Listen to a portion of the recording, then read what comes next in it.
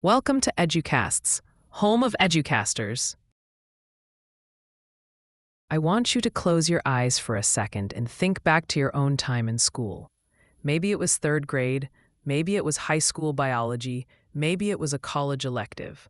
Now, try to recall a specific moment where you truly learned something, a moment where a concept clicked, stuck in your brain, and never left. I'm willing to bet my lunch money that you aren't thinking about a worksheet.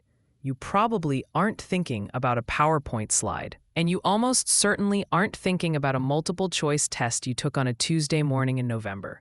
Chances are, you are thinking about the time you dissected a frog and realized how muscles actually connect.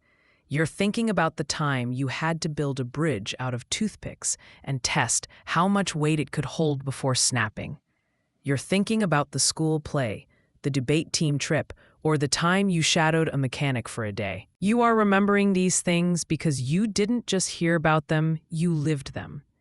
This is the heart of experientialism, or as we often call it, experiential learning. It is a fancy term for a simple, ancient truth. We learn best by doing. It is the philosophy that education shouldn't be a spectator sport. It shouldn't be about students sitting in rows like empty buckets, waiting to be filled with facts by a teacher standing at the front of the room. Instead, experientialism argues that knowledge is created through the transformation of experience. It's about getting your hands dirty, making mistakes, reflecting on those mistakes, and trying again. We are going to pop the hood on experientialism. We're going to look at where it came from, how it actually works in the human brain, what it looks like in a real American classroom, and why, despite being messy and loud, it might be the most effective way to teach a human being anything. To understand why experientialism matters, you have to look at the alternative. For a long time, and honestly in too many schools right now, we have relied on what I call the sit and get model. This is the traditional factory-style education. The teacher is the sage on the stage. They hold all the knowledge. The student is passive. The goal is to transfer information from the teacher's notebook to the student's notebook without it passing through the mind of either. This method relies heavily on memorization, repetition, and abstract concepts that have zero connection to the student's actual life. You know the feeling. You're in algebra class, staring at equations, and you raise your hand to ask the forbidden question. When am I ever going to use this?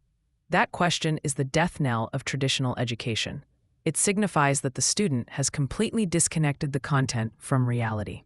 Experientialism flips this script. In an experiential classroom, you don't learn the theory of thermodynamics and then maybe, years later, see an engine. You work on an engine, realize it's overheating, and then learn thermodynamics to figure out why. The problem comes first. The learning is the tool you use to solve it. We can't talk about this stuff without tipping our hats to John Dewey. If you look at the history of American education, Dewey is the heavy hitter. Back in the early 1900s, when schools were incredibly rigid and authoritarian, Dewey was raising his hand and saying, "Hey, this isn't working." Dewey famously said, "Education is not preparation for life. Education is life itself." That is a huge shift in thinking. The old guard thought school was a holding pen where you practiced being an adult. Dewey argued that schools are real communities right now. He believed that democracy and education were linked at the hip. You can't learn to be a democratic citizen by reading a textbook about government. You learn it by participating in a community, making decisions, and dealing with the consequences. Dewey introduced the idea that experience alone isn't enough. This is a crucial point that people often miss. He didn't just mean, let the kids run wild. He meant that learning happens when we have an experience and then use our brains to make sense of it. If you stick your hand in a fire, that's an experience. If you pull it out and say, "Ouch, fire is hot, I shouldn't do that again," that is education. Without the reflection, you're just a person with a burned hand. Dewey set the stage for everything that followed, moving us away from rote memorization and toward meaningful action. So how does the magic actually happen? In the 1980s, a theorist named David Kolb took Dewey's ideas and turned them into a roadmap.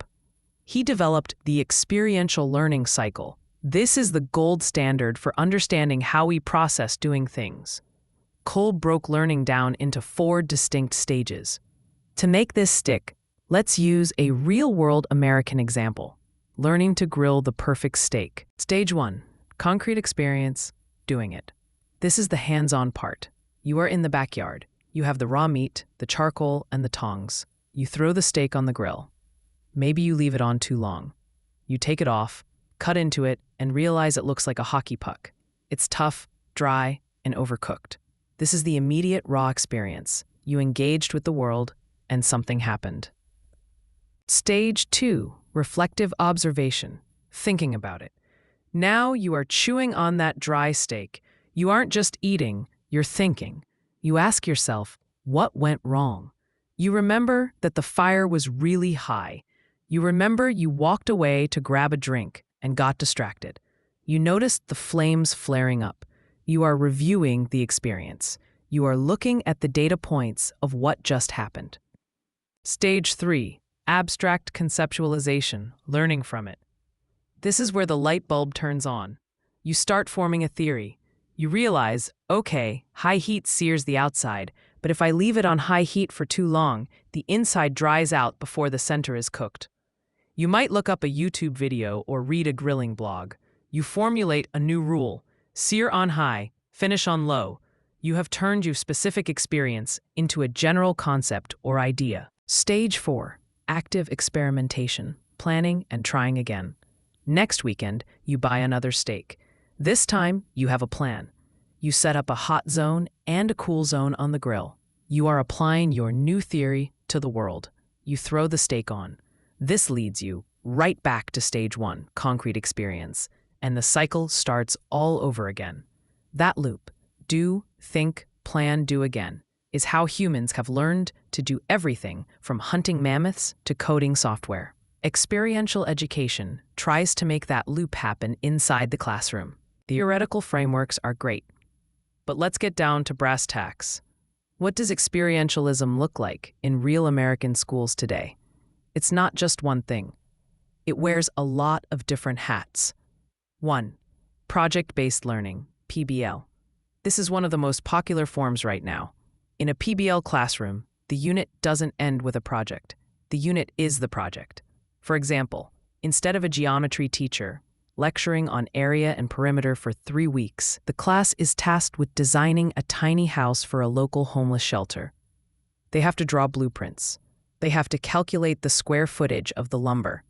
They have to figure out the pitch of the roof so snow doesn't collapse it.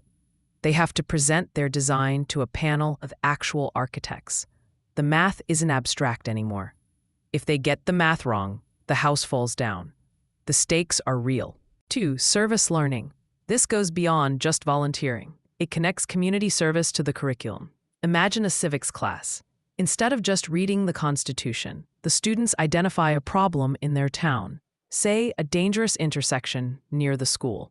They study local zoning laws. They survey traffic patterns, math. They write a proposal to the city council, English. They attend a town hall meeting to present their findings, public speaking. Even if the city doesn't put up a stoplight, those kids learned more about government in that 1 month than they would have in 4 years of reading a textbook. 3. Internships and apprenticeships. This is common in vocational and technical schools, but it's spreading.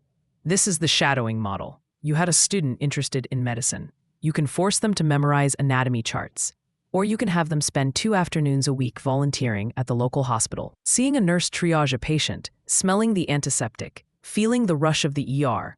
That provides the hook that makes the textbook study meaningful. 4. Outdoor and adventure education.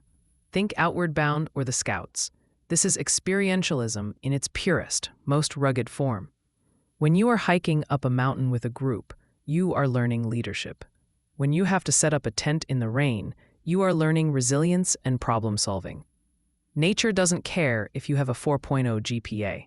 It cares if you can keep your sleeping bag dry. These experiences build soft skills, grit, teamwork, communication that employers are desperate for. 5. Simulations and role play. Sometimes you can't go to the real world, so you bring the real world in.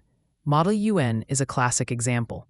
Students act as delegates for different countries.